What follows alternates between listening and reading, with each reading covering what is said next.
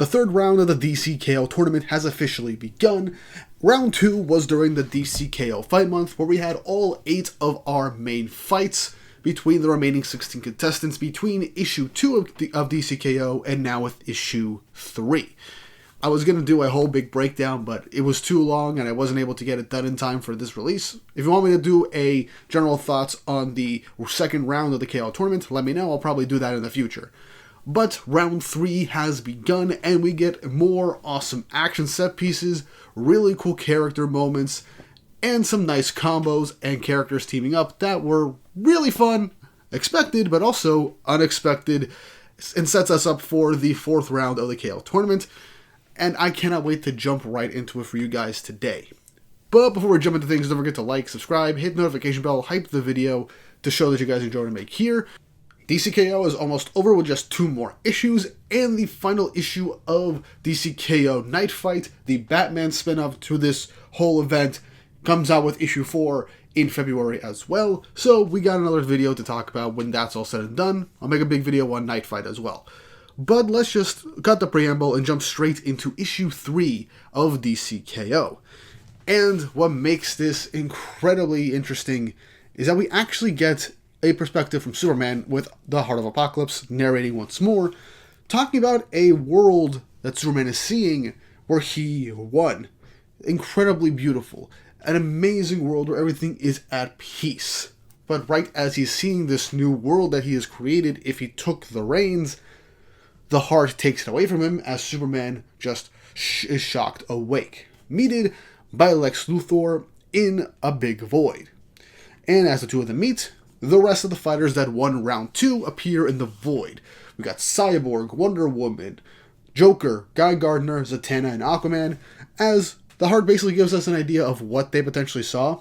Cyborg with a techno-utopia, Wonder Woman with a universe that was aglow with truth, the Joker, a black laughing void, makes sense for the guy, and Guy Gardner, a grand sculpture of will, Zatanna, a dark wonder, and Aquaman, a kingdom of peace.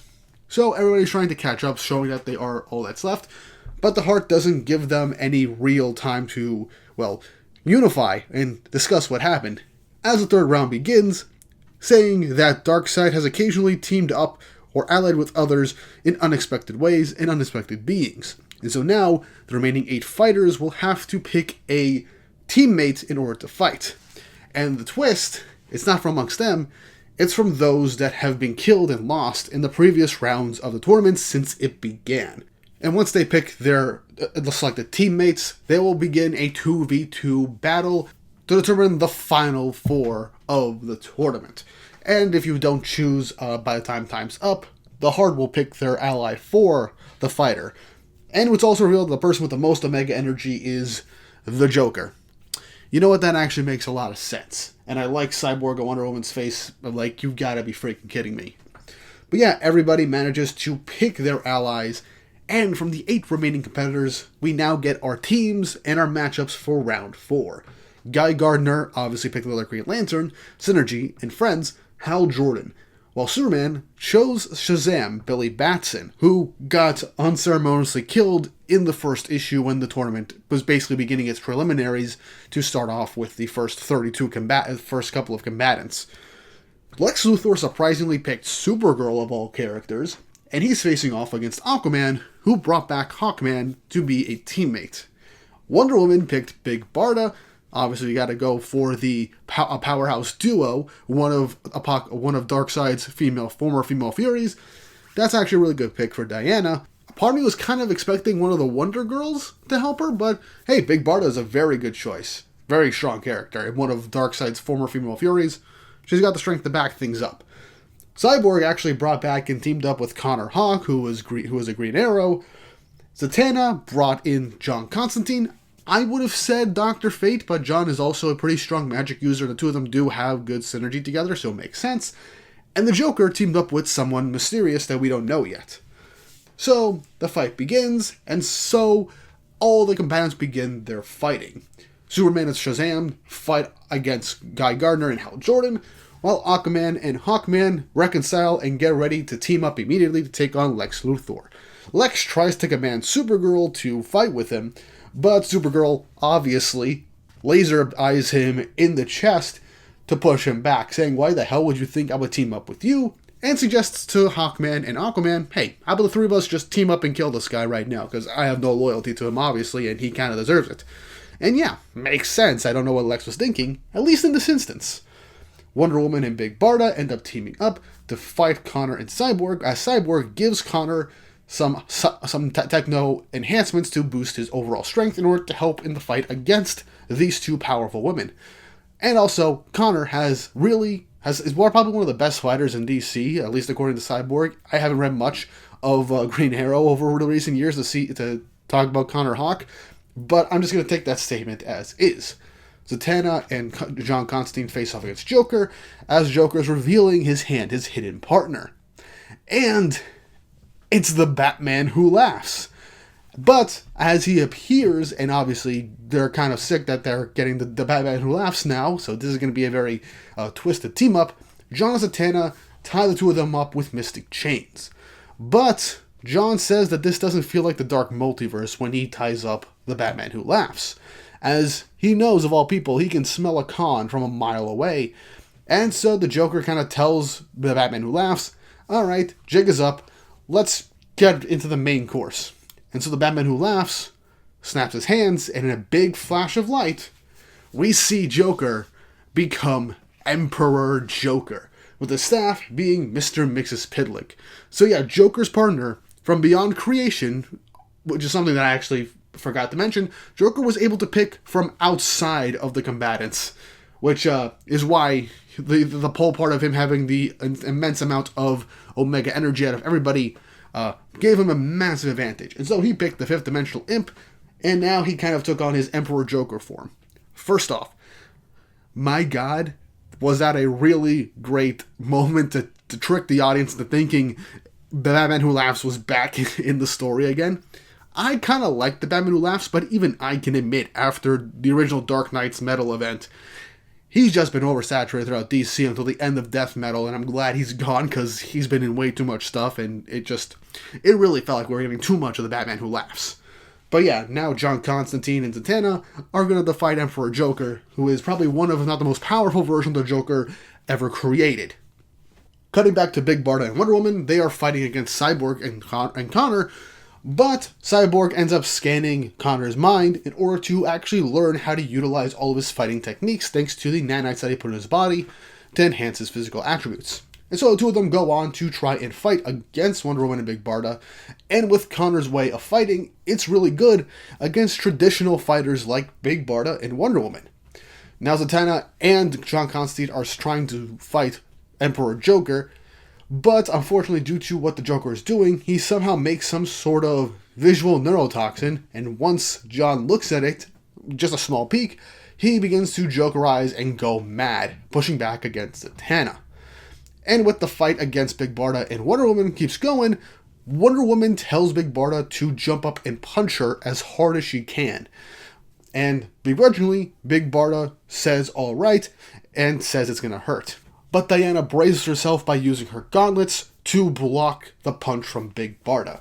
And a nice little narration that kind of reminds us that this doesn't only block and deflect things, but it also amplifies the power of whatever strikes Diana's gauntlets, and the shockwave explodes, knocking back Connor and Cyborg, seemingly winning the fight. That is actually a really smart and cool way for Diana to use what's mostly used as a defensive piece of equipment for her, and I really, really love it.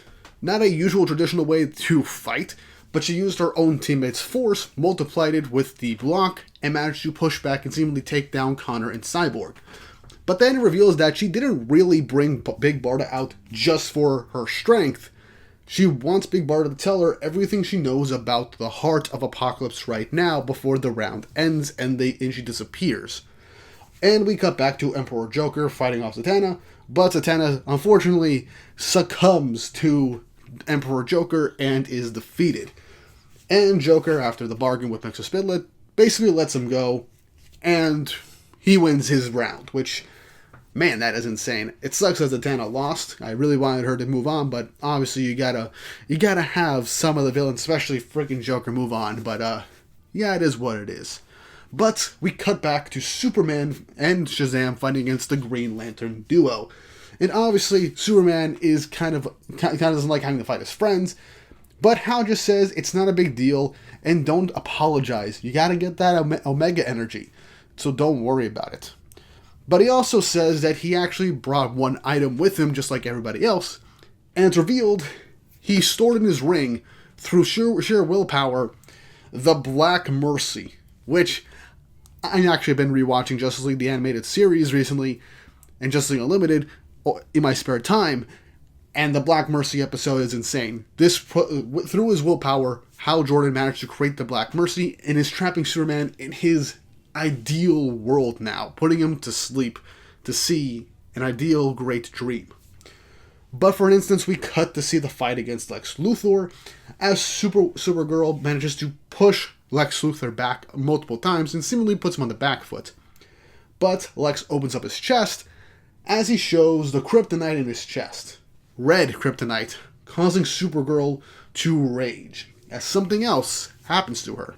We then get a brief flashback to game night with Lois and Superman alongside Batman and Wonder Woman, talking about how it all ends up coming down to Lois saying to Clark to just be Superman and get out there.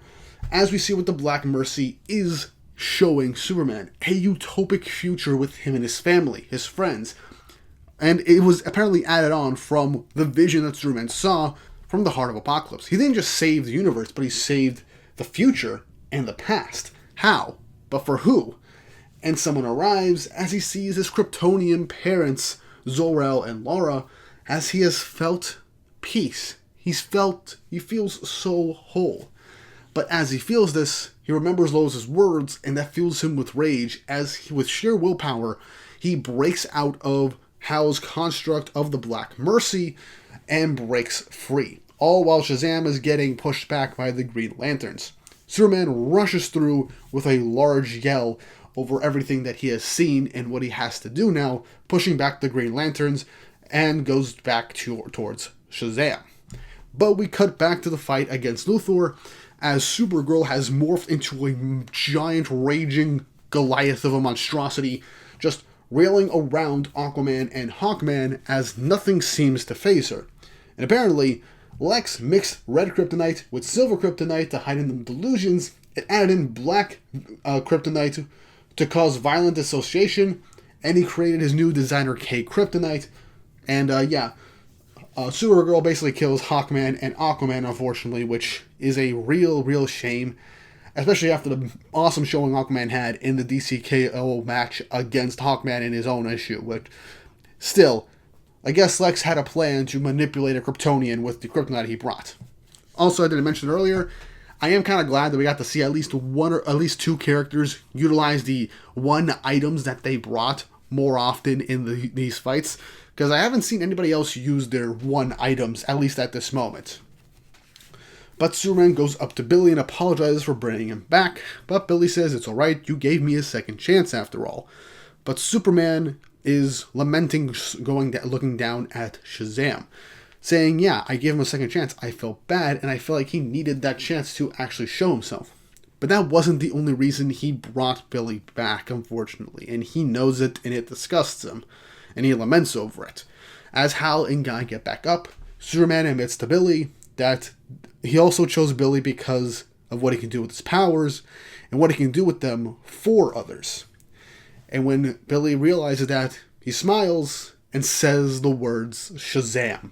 And in a big crackling flash of lightning, we see Superman appear, being given the powers of Shazam, the powers of other gods and deities and other forces that craft the powers of Shazam. Billy seemingly crumbling away, giving his life to give his powers, all of it, to Superman. All added on top of him. He's got Solomon's wisdom, Hercules' strength, Atlas' stamina, Zeus' power, Achilles' courage, and Mercury's speed.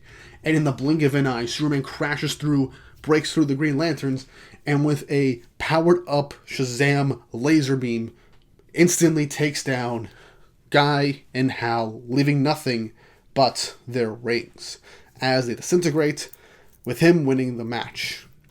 And as he looks over with the fights ending, Lex looks over at Superman with a look that he's never had before. A look of admiration. As Superman literally fully took on the dark side essentially and was ruthless in his fight. He picked Billy out of compassion, but also he used Billy for his powers. And that disgusts him because he did what he could to win. And that's why Lex kind of looks at him in a different light, at least for this instance. And that's crazy. And round 4 instantly begins. No time to break. As Lex, Joker, Superman, and Wonder Woman, the final 4, move on to the next round. A world that belongs to the King Omega, Darkseid. But as they realize, this is actually their Earth, one where Darkseid won. And someone says, seems you ran out of time, Diana. So yes, this is your Earth. But you are no longer its champions. They are. Now let the fight begin.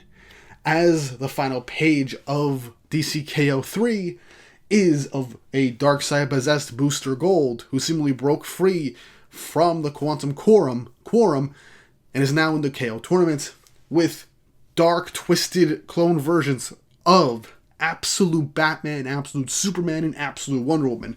Darkseid's new Horseman as the issue comes to a close. Man, DCKO just keeps getting better and better, and I cannot wait to see what happens in the upcoming issues because, my lord, things just never cease to amaze me. And no matter what, this is definitely going to go down as probably one of DC's best events, ever.